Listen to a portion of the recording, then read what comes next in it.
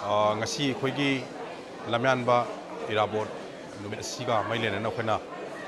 pangthok seriba medical camp lem nana laeng bamadi lem ne hidak pibegi pangthok seriba mafam si khoigi Thiyam Konjin dani ado masi Mami Thawan gi oina khoina Manipur ge ba karigumba hawatha khradang torom si haiba pandam sida khoina pangthok seriba free medical camp mani maroina ngasi gi camp sida hojik phawbada khoi reception dagi lakwa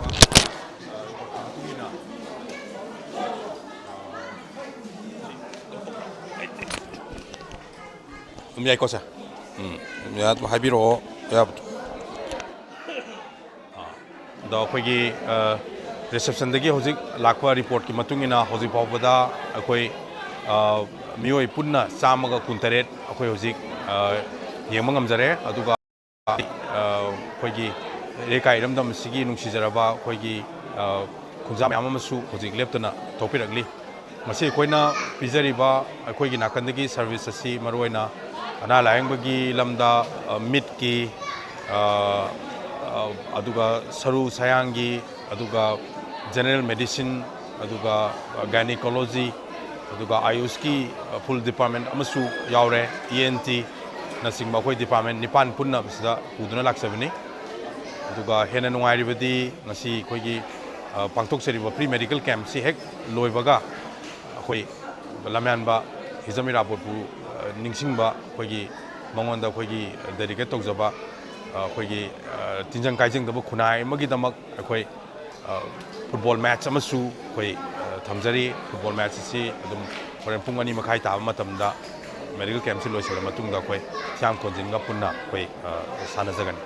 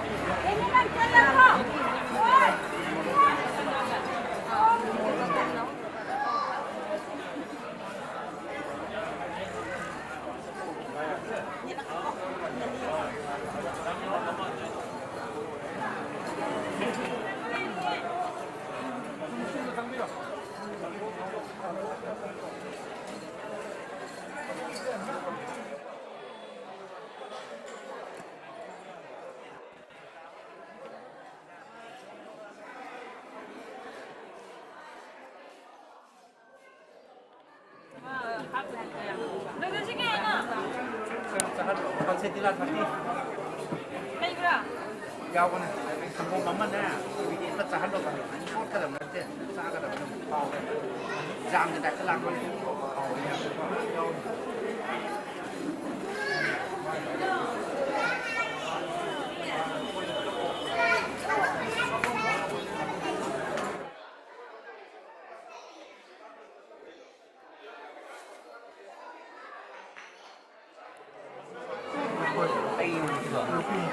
Sige number 1 gitu ya, sige lebih tarik kok.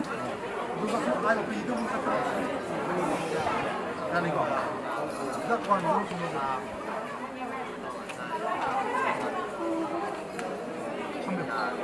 Kenapa kan? Nunggu sekarang.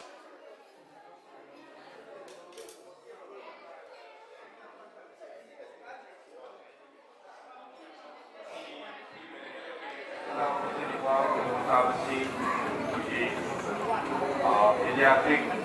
orang di anak kembali di dalam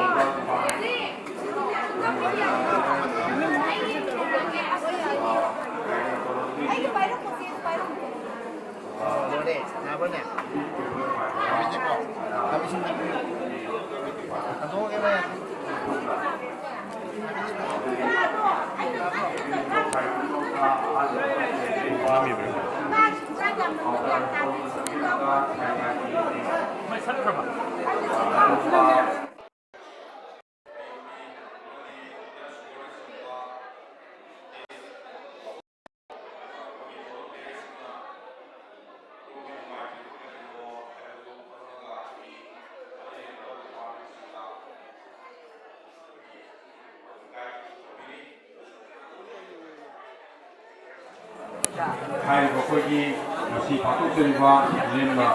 lain kamu di lima dalam pilih orang masih loy boga koi mungkin di orang mana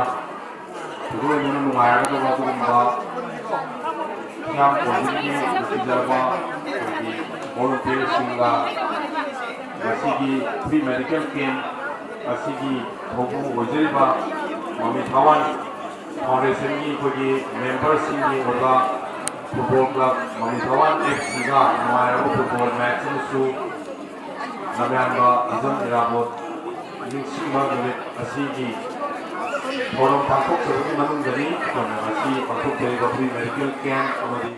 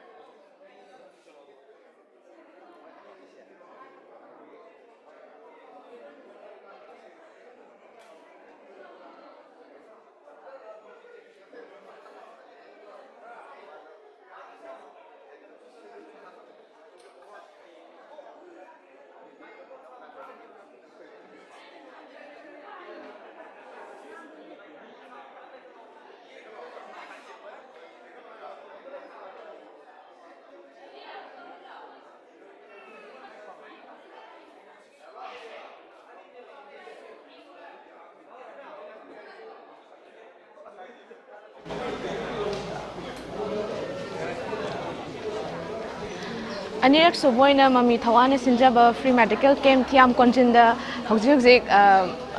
free medical camp Pangthokchari and volunteer moina lamdam asida laibiriba ahalaman adagi angang khaidana mayam amasu hojik chama gi mathakta lakpigre aduga henna su expect tawjai and medical camp sida akoina free da lemna hidak su pizai hai tare aduga life ki kuthang ni yengbiriba khudingma khudong chama se lobiraga lakpiyo aduga maths amaso 6 loiraga pangthok jagani yamna friendly maths ama ado mayamna soidana lakpiyo and Mami Thawan bu mayamna soidana promote tawbiyo haizage. Thank you.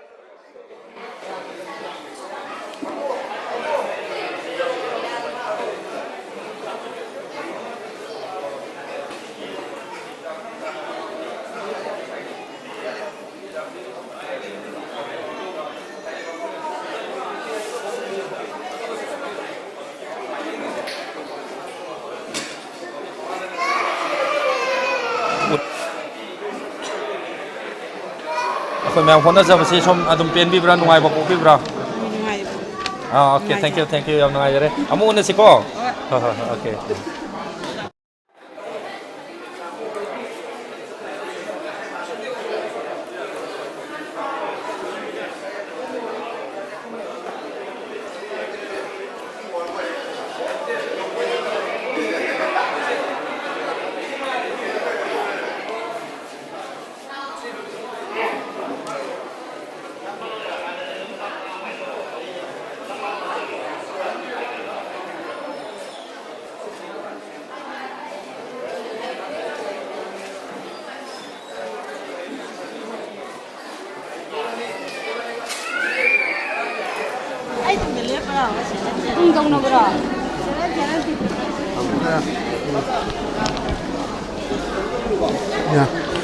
มาkari na ba yang bidoi no si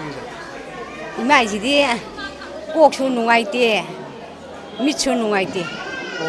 adudi sei da mit ki ju ko ki ju loina sin thung na bp check to ko pa loina di yar ni do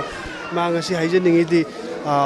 hospital da lab na chalo sin to raga yeng gi mo ta nga si Mami Thawan na ima yum manak ta hai tare laga sumai na yeng besina nungai ba phaubi bra ima kari hangoni bo ima di pangan chonja banina sida lakpa sida ima na kayam harau jai hoi ma jo dum ma se mam ticket kak pa jau biro do ga makha ta ba ima na yeng biningi ba mit ka yeng do pham do tongan ba side ta lai buni do khoi dum akhoi gi Mami Thawan gi mi ma tawraga dum ima na chat ka da pham do sum swai na ba tak chara gen ma sam bak ti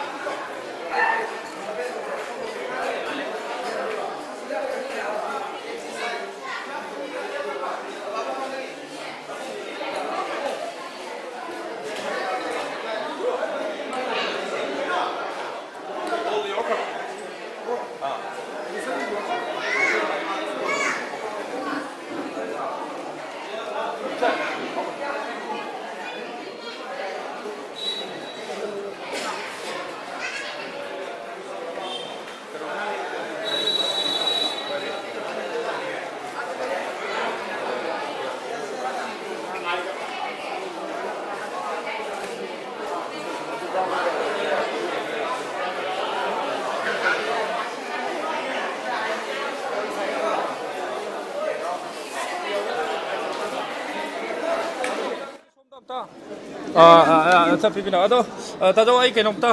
ꯍꯪꯖꯒꯦ ꯉꯁꯤ ꯑꯩꯈꯣꯏꯅ ꯂꯥꯛꯆꯔꯤꯁꯤ ꯇꯥꯖꯧ ꯍꯣꯏ ꯃꯌꯥꯝ ꯑꯃ ꯁꯦꯕꯥ ꯇꯧꯒꯦ ꯂꯥꯛꯆꯕꯅꯤ ꯑꯗꯣ ꯇꯥꯖꯧꯒꯤ ꯀꯩꯀꯩ ꯅꯨꯡꯉꯥꯏꯇꯕꯁꯤꯡ ꯌꯦꯡꯉꯨꯔꯕ꯭ꯔꯣ ꯀꯩꯀꯩ ꯅꯨꯡꯉꯥꯏꯇꯕ ꯂꯩꯒꯦ ꯇꯥꯖꯧ ꯁꯤꯗ ꯌꯦꯡꯉꯦ ꯀꯔꯤ ꯀꯔꯤ ꯌꯦꯡꯕ ꯑꯩꯁꯦ ꯍꯣꯏ ꯇꯥꯖꯧ ꯈꯣꯡꯁꯤ ꯐꯩꯁꯤ ꯏꯁꯤ ꯁ꯭ꯇꯦꯞꯀꯨꯝꯕ ꯍꯣꯏ ꯍꯣꯏ ꯆꯠꯄꯗ ꯅꯨꯡꯉꯥꯏꯇꯕ ꯍꯣꯏ ꯍꯣꯏ ꯑꯗꯩ ꯑꯍꯤꯡ ꯇꯨꯝꯕꯗ ꯍꯧꯒꯠꯂꯛꯄꯗ ꯍꯣꯏ ꯁꯤ ꯀꯩꯅꯣ ꯈꯣꯡ ꯍꯧꯕ ꯁꯤꯡꯂꯤꯁꯦ ꯍꯣꯏ ꯍꯣꯏ ꯍꯦꯛ ꯆꯤꯡꯁꯤꯟꯈꯤꯕ ꯍꯣꯏ ꯍꯣꯏ ꯑꯗꯨꯒꯨꯝꯕꯗꯨ ꯅꯤꯁꯤ ꯇꯧꯔꯤꯁꯤ ꯑꯣ ꯑꯗꯣ ꯃꯁꯤꯒꯤ ꯍꯤꯗꯥꯛꯁꯤ ꯆꯥꯔꯒꯗꯤ ꯑꯗꯨꯝ ꯑꯩꯒꯤ ꯋꯥꯈꯜꯗ ꯑꯗꯨꯝ ꯍꯥꯏꯔꯤꯕꯁꯤꯡꯗꯣ ꯗꯣꯛꯇꯔꯅ ꯃꯣꯏꯒꯤ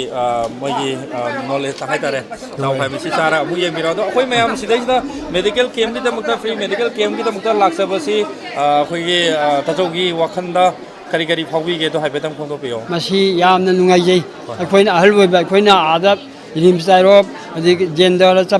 ꯆꯠꯄ ꯈꯣꯠꯄꯁꯦ ꯑꯩꯈꯣꯏꯗꯤ ꯌꯥꯝꯅ ꯖꯟꯖꯥꯡ ꯑꯣꯏꯌꯦꯕ ꯍꯣꯏ ꯍꯣꯏ ꯑꯗꯨ ꯉꯁꯤꯒꯤꯗꯃꯛꯇꯗꯤ ꯌꯥꯝꯅ ꯈꯨꯗꯣꯡꯆꯥꯕꯁꯨ ꯐꯪꯖꯔꯦ ꯍꯥꯏꯗꯤ ꯌꯥꯝꯅ ꯃꯇꯝꯁꯨ ꯃꯥꯡꯍꯟꯗ꯭ꯔꯦ ꯍꯣꯏ ꯍꯣꯏ ꯑꯁ ꯌꯥꯝ ꯅꯨꯡꯉꯥꯏꯖꯔꯦ ꯑꯗꯣ ꯃꯊꯪ ꯑꯩꯈꯣꯏ ꯑꯗꯨꯝ ꯁꯦꯕꯥ ꯇꯧꯕ ꯑꯣꯏꯖꯒꯦ ꯑꯩꯈꯣꯏꯅ ꯉꯁꯤ ꯂꯥꯛꯆꯔꯤꯕ ꯑꯩꯈꯣꯏ ꯇꯤꯝꯁꯤꯒꯤ ꯃꯃꯤꯡ ꯑꯩꯈꯣꯏ ꯅꯟ ꯄ꯭ꯔꯣꯐꯤꯇꯦꯕꯜ ꯑꯣꯔꯒꯅꯥꯏꯖꯦꯁꯟ ꯑꯃꯅꯤ ꯃꯁꯤ ꯃꯃꯤ ꯊꯋꯥꯟ ꯍꯥꯏꯕꯀꯣ ꯑꯗꯣ ꯃꯃꯤ ꯊꯋꯥꯟꯅ ꯑꯩꯈꯣꯏꯒꯤ ꯂꯩꯔꯤꯕ ꯑꯦꯅꯤ ꯃꯐꯝꯗ ꯆꯠꯇꯅ ꯑꯩꯈꯣꯏꯒꯤ ꯃꯦꯗꯤꯀꯦꯜ ꯀꯦꯝꯞ ꯀꯣ ꯑꯗꯒꯤ ꯑꯗꯨ ꯅꯠꯇꯕ ꯑꯇꯣꯞꯄ ꯃꯌꯥꯝꯒꯤ ꯑꯣꯏꯕ ꯁꯃꯥꯖꯒꯤ ꯑꯣꯏꯕ ꯊꯕꯛ ꯃꯌꯥꯝ ꯄꯥꯏꯈꯠꯆꯔꯤ ꯃꯁꯤꯁꯤꯗ ꯃꯃꯤ ꯊꯋꯥꯟꯕꯨꯁꯨ ꯑꯩꯈꯣꯏ ꯇꯥꯖꯧ ꯍꯣꯏꯅ ꯅꯨꯡꯁꯤꯕꯤꯌꯨ ꯍꯥꯏꯕ ꯋꯥꯐꯝꯁꯤ ꯑꯩꯈꯣꯏ ꯁꯥꯏꯠꯇꯒꯤ ꯊꯝꯖꯔꯤ ꯍꯣꯏ ꯑꯗꯨꯒ ꯃꯊꯪꯁꯨ ꯑꯃꯨꯛ ꯂꯥꯛꯄ ꯉꯝꯕ ꯑꯣꯏꯖꯒꯦ ꯇꯥꯖꯧꯁꯨ ꯑꯅꯥ ꯑꯌꯦꯛ ꯂꯩꯔꯤꯁꯤꯡꯁꯤ ꯐꯖꯅ ꯐꯔꯒ ꯑꯃꯨꯛ ꯑꯩꯈꯣꯏ ꯏꯆꯤꯟ ꯏꯅꯥꯎ ꯑꯩꯈꯣꯏ ꯏꯄꯥ ꯑꯩꯈꯣꯏ ꯑꯃꯨꯛ ꯎꯅꯁꯤꯀꯣ ꯇꯥꯖꯧ ꯑꯗꯨꯒ ꯃꯁꯤꯒꯤꯁꯤ ꯈꯣꯡ ꯈꯨꯠ ꯅꯥꯕ ꯅꯠꯇꯕ ꯑꯇꯣꯞꯄ ꯖꯁ ꯃꯤꯠꯀꯤ ꯑꯣꯏꯕ ꯌꯥꯏ ꯑꯗꯒꯤ ꯑꯦꯅꯤ ꯀꯔꯤꯒꯨꯝꯕ ꯍꯤꯔꯝ ꯈꯨꯗꯤꯡꯃꯛꯇ ꯍꯥꯏꯕꯗꯤ ꯑꯅꯥꯕ ꯑꯦꯅꯤ ꯆꯈꯥꯎꯒꯤ ꯑꯣꯏꯕ ꯌꯥꯏ ꯑꯗꯨ ꯗꯣꯛꯇꯔꯗꯤ ꯑꯩꯈꯣꯏꯅ ꯍꯥꯏꯕꯗꯤ ꯑꯗꯨꯝ ꯃꯈꯜꯒꯤ ꯃꯦꯗꯤꯁꯤꯟꯒꯤ ꯌꯥꯎꯔꯤ ꯑꯗꯒꯤ ꯃꯤꯠꯀꯤ ꯌꯥꯎꯔꯤ ENTꯒꯤ ꯌꯥꯎꯔꯤ ꯁꯨꯃꯥꯏꯅ ꯇꯧꯗꯅ ꯑꯩꯈꯣꯏ ꯂꯥꯛꯏꯉꯩꯁꯤꯗ ꯑꯩꯈꯣꯏ ꯇꯥꯖꯧꯒꯤ ꯅꯨꯡꯉꯥꯏꯇꯕꯗꯣ ꯑꯗꯨꯝ ꯂꯣꯏ ꯌꯦꯡꯊꯣꯛꯄꯤꯌꯨ ꯍꯥꯏꯕ ꯋꯥꯐꯝꯁꯤ ꯃꯃꯤ ꯊꯋꯥꯟꯒꯤ ꯁꯥꯏꯠꯇꯒꯤꯁꯨ ꯑꯃꯨꯛꯀꯁꯨ ꯊꯝꯖꯔꯤ ꯑꯗꯨꯒ ꯇꯥꯖꯧꯒꯤ ꯍꯧꯖꯤꯛꯀꯤ ꯍꯥꯏꯔꯤꯕ ꯍꯧꯖꯤꯛꯀꯤ ꯑꯣꯏꯅꯗꯤ ꯍꯤꯗꯥꯛꯁꯦ ꯑꯩꯈꯣꯏ ꯐꯥꯔꯃꯥꯁꯤ ꯃꯌꯥꯝ ꯑꯃ ꯍꯤꯗꯥꯛ ꯑꯩꯈꯣꯏ ꯄ꯭ꯔꯣꯚꯥꯏꯠ ꯇꯧꯔꯤꯁꯤꯗꯒꯤ ꯂꯧꯕꯤꯔꯣ ꯑꯗꯨꯒ ꯃꯈꯥ ꯇꯥꯕ ꯅꯨꯡꯉꯥꯏꯇꯕ ꯂꯩꯔꯒꯁꯨ ꯑꯇꯣꯞꯄ ꯗꯣꯛꯇꯔꯗꯁꯨ ꯑꯗꯨꯝ ꯌꯦꯡꯍꯟꯕꯤꯌꯨ ꯇꯥꯖꯧꯀꯣ ꯌꯥꯝ ꯅꯨꯡꯉꯥꯏꯖꯔꯦ ꯄꯥꯏꯁꯟꯕꯤꯌꯣ thank U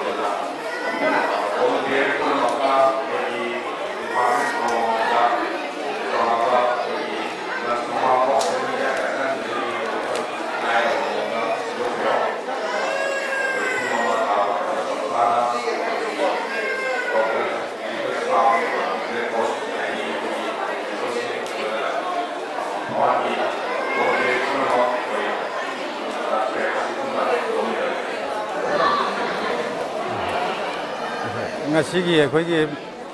September tarik kuntra miyam na irabot di haina su khangna riba si umba numida sida khoi Thiyam Konjin gi mamang laikai gi khoi community hall mayam na di khoi khulak na di lai rao bom man top haina khangnei hari bom phom sida khoi gi Mami Thawan gi khoi member sing mayam adagi film actor sing actress sing mayam na support to biduna adum laba medical free medical camp ama pangthok sari hari ba mphom sida pangthok sari ba sida ekoi department sing ayamba medical gi pediatric ENT aduga koi gynae gi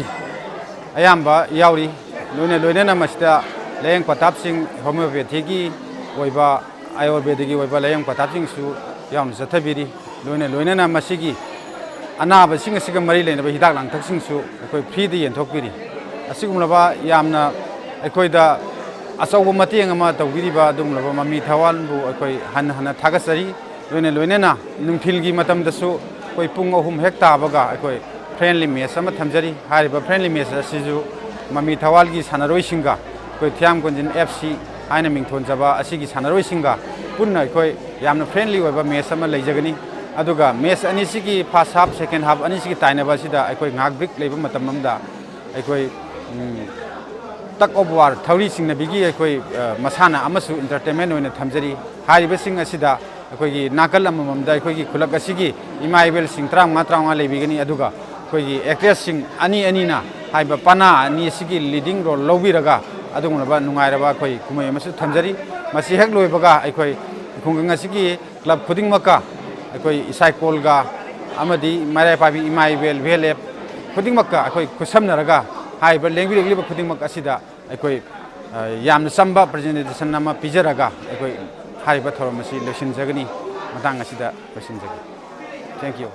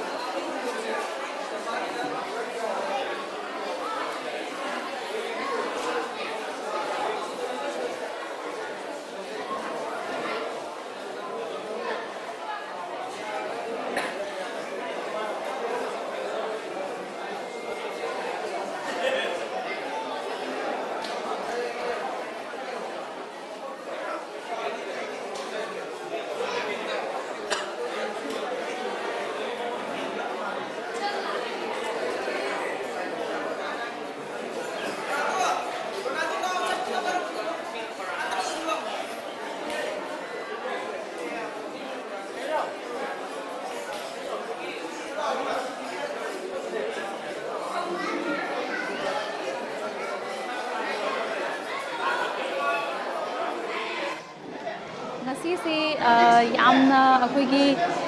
ꯃꯅꯤꯄꯨꯔꯒꯤ ꯑꯣꯏꯅ ꯌꯥꯝꯅ ꯃꯔꯨꯑꯣꯏꯕ ꯅꯨꯃꯤꯠ ꯑꯃꯈꯛꯅꯤ ꯂꯝꯌꯥꯟꯕ ꯍꯤꯖꯝ ꯏꯔꯥꯕꯣꯠ ꯉꯁꯤꯁꯤ ꯑꯩꯈꯣꯏꯅ ꯁꯤꯗ ꯄꯥꯡꯊꯣꯛꯆꯔꯤꯕ free medical ꯀꯦꯝ ꯑꯁꯤ ꯃꯃꯤ ꯊꯋꯥꯟꯅ ꯁꯤꯟꯖꯕꯅꯤ ꯑꯗꯨꯒ ꯍꯧꯖꯤꯛ ꯐꯥꯎꯗ ꯂꯥꯛꯏꯕꯁꯤ ꯃꯤ 250 ꯑꯕꯞ ꯍꯧꯖꯤꯛ ꯔꯤꯄꯣꯔꯇꯔ ꯂꯩꯔꯦ ꯌꯥꯝꯅ ꯍꯔꯥꯎꯕ ꯑꯩꯈꯣꯏꯅ ꯅꯨꯡꯉꯥꯏꯖꯔꯤꯗꯤ ꯂꯥꯛꯄꯤꯔꯤꯕ ꯏꯃꯥꯁꯤꯡꯅ ꯑꯗꯨꯒ ꯂꯩꯔꯤꯕ ꯑꯗꯒꯤ ꯂꯥꯛꯏꯕ ꯃꯤꯑꯣꯏ ꯈꯨꯗꯤꯡꯃꯛꯅ ꯁꯤꯗ ꯌꯥꯝ ꯍꯔꯥꯎꯅ ꯑꯩꯈꯣꯏꯗ ꯋꯤꯁ ꯄꯤꯕꯤꯕ ꯑꯗꯨꯒ ꯃꯈꯣꯏꯗ ꯄꯦꯟꯖꯕꯁꯤ ꯎꯕꯗ ꯑꯩꯈꯣꯏꯒꯤ ꯅꯨꯡꯉꯥꯏꯖꯕꯁꯤ ꯍꯥꯏꯅꯤꯡꯉꯥꯏ ꯂꯩꯇꯦ ꯍꯥꯏꯇꯥꯔꯦ ꯃꯁꯤꯅꯤ ꯑꯩꯈꯣꯏꯒꯤ ꯄꯥꯟꯗꯝꯁꯨ ꯃꯐꯝꯁꯤꯗ ꯂꯥꯛꯑꯒ ꯑꯩꯈꯣꯏ ꯃꯌꯥꯝꯅ ꯄꯦꯟꯕꯤꯈꯤꯕ ꯑꯩꯈꯣꯏꯅ ꯇꯧꯖꯔꯤꯕ ꯈꯔ ꯂꯩꯇꯅ ꯍꯣꯠꯅꯖꯔꯤꯕ ꯑꯗꯨꯒ ꯁꯤꯗꯩꯗ ꯃꯌꯥꯝꯒꯤꯗꯃꯛ ꯁꯤꯟꯖꯔꯤꯁꯤ ꯃꯈꯣꯏꯅ ꯄꯦꯟꯕꯤꯈꯤꯕꯁꯤꯅꯦ ꯑꯩꯈꯣꯏꯅ ꯅꯨꯡꯉꯥꯏꯖꯕꯁꯦ ꯑꯗꯣ ꯁꯤ ꯂꯣꯏꯔꯒ ꯑꯃꯨꯛ ꯑꯩꯈꯣꯏ ꯐꯨꯠꯕꯣꯜ ꯃꯦꯠꯆ ꯑꯃꯈꯛ ꯐꯨꯠꯕꯣꯜ ꯃꯦꯠꯆꯀꯤ ꯄꯥꯟꯗꯝꯁꯤꯅ ꯑꯩꯈꯣꯏ ꯍꯧꯔꯛꯏꯕ ꯅꯍꯥꯁꯤꯡꯁꯤ ꯅꯤꯁꯥꯒꯤ ꯄꯥꯛꯇꯒꯤ ꯂꯥꯞꯊꯣꯛꯑꯒ ꯑꯩꯈꯣꯏ ꯌꯥꯝꯅ ꯍꯦꯜꯗꯤ ꯑꯣꯏꯕ ꯑꯩꯈꯣꯏ ꯍꯧꯖꯤꯛꯇꯤ ꯍꯛꯆꯥꯡ ꯐꯕꯅ ꯂꯟꯅꯤ ꯍꯥꯏꯕꯁꯤ ꯃꯤꯄꯨꯝ ꯈꯨꯗꯤꯡꯃꯛꯅ ꯁꯣꯟꯅꯔꯒ ꯂꯩꯕ ꯑꯗꯨꯒ ꯈꯪꯅꯔꯛꯑꯕ ꯋꯥꯐꯝ ꯑꯣꯏꯕꯅꯤꯅ ꯑꯩꯈꯣꯏ ꯃꯁꯤꯒ ꯃꯔꯤ ꯂꯩꯅꯅ ꯑꯩꯈꯣꯏ ꯐꯨꯠꯕꯣꯜ ꯃꯦꯠꯆ ꯑꯃꯈꯛꯁꯨ ꯁꯤꯟꯖꯕꯅꯤ ꯃꯁꯤꯁꯨ ꯃꯌꯥꯝ ꯄꯨꯟꯅ ꯃꯤꯠꯌꯦꯡ ꯇꯥꯕ ꯂꯥꯛꯄꯤꯌꯨ ꯑꯅꯛꯄꯗ ꯂꯩꯔꯤꯕ ꯑꯩꯈꯣꯏ ꯈꯨꯠꯁꯦꯝ ꯂꯥꯏꯚꯀꯤ ꯈꯨꯠꯊꯥꯡꯗ ꯑꯩꯈꯣꯏꯅ ꯂꯥꯏꯚꯁꯨ ꯊꯥꯖꯕꯅꯤꯅ ꯈꯨꯠꯁꯦꯝ ꯂꯥꯏꯚꯇ ꯌꯦꯡꯕꯤꯕ ꯌꯥꯎꯔꯒꯗꯤ ꯃꯐꯝꯁꯤꯗ ꯂꯥꯛꯄꯤꯗꯨꯅ ꯐ꯭ꯔꯤ ꯃꯦꯗꯤꯀꯦꯜ ꯀꯦꯝꯞꯁꯤꯒꯤ ꯈꯨꯗꯣꯡꯆꯥꯕꯁꯨ ꯂꯧꯕꯤꯌꯨ ꯑꯗꯨꯒ ꯍꯣꯔꯦꯟ ꯃꯁꯤ ꯂꯣꯏꯔꯒ ꯆꯥꯛꯆꯥꯕ ꯃꯇꯨꯡꯗ ꯑꯩꯈꯣꯏ ꯐꯨꯠꯕꯣꯜ ꯃꯦꯠꯆ ꯑꯃ ꯁꯤꯟꯖꯔꯤꯕꯁꯤꯁꯨ ꯃꯌꯥꯝ ꯃꯤꯠꯌꯦꯡ ꯇꯥꯕ ꯂꯥꯛꯄꯤꯌꯨ ꯑꯩꯈꯣꯏꯕꯨ ꯄꯨꯛꯅꯤꯡ ꯊꯧꯒꯠꯄꯤꯌꯨ ꯊꯦꯡꯛ ꯌꯨ ꯁꯣ ꯃꯆ